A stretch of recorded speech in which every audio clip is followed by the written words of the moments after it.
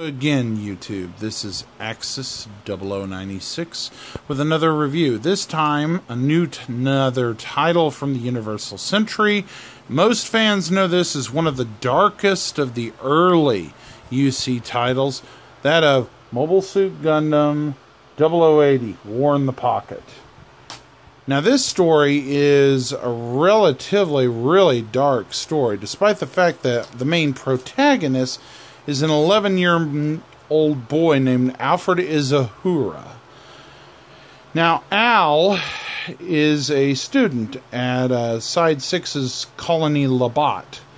Unfortunately for him, his colony, his home colony specifically, is being used as a testing arena of sorts for the Gundam, the RX-78-NT1. We all know it as the Gundam Alex. Little does he know, or probably even suspect until much, much later in the show, that Christina McKenzie next door to him is really the Gundam's test pilot, even though the unit really will be fielded by, or would have been fielded by, the Gundam ace Amuro Ray. On the other side, the Zeon side, we have the Cyclops Team. Most notable of them is their newest recruit, Bernie Wiseman. Bernie Wiseman, of course, pilots a Zaku FZ, which is a modified form of the Zaku 2. Later on, the model itself is turned into the Zaku F2 Zeon, as you can see. The show is one of the first to start to show modified units. Seriously modified. I mean, you have a in-between unit, between multiple Zeta units in 0080. And this is basically your traditional coming-of-age story.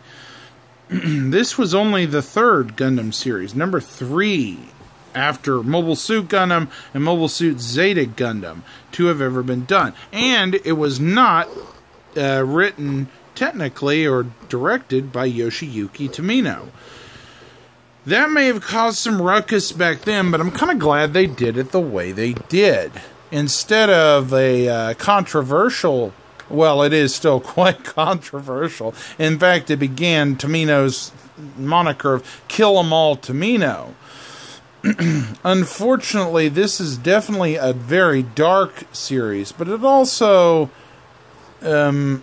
illustrates the fact that not all of the Zeon Ace pilots that we came to know in Mobile Suit Gundam, the original, were just monsters. There is a lot of gray in between both the Federation and Zeon.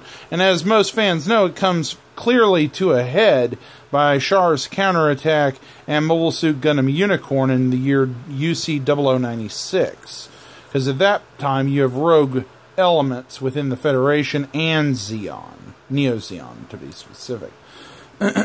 As I mentioned, the show is very short. It's only 6 OVAs, but it ends very tragically for the young man. But it also starts to lay the groundwork for a very dark time in the UC, notably called the Grips Conflict. This was merely the first log of it, I guess you could call it. That and the unfortunate hamburger jokes about Bernie, and yeah, it's notably dark. I love how the design started to be adapted into more modern uses. Anyways, this series was definitely ahead of its time in terms of controversy. Definitely no shortage of that in this one.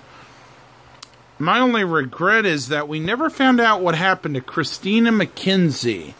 She just disappeared off the scope. Many of the other later pilots, even Shiro Amada, we know he's running and hiding from the Federation. But her, she's a complete mystery. What happened to her? Was she murdered? Did she, as some fans speculate, join the Titans?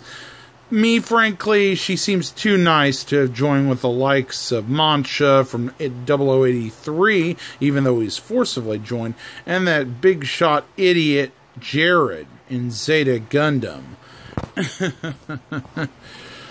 Me, this fan frankly thinks she had the guts to stand up and run like hell.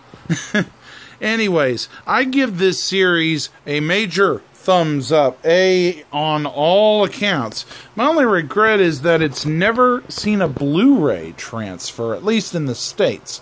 I know internationally it has, but it has not here, and that is unfortunate. Anyways, this is Axis 0096 signing off.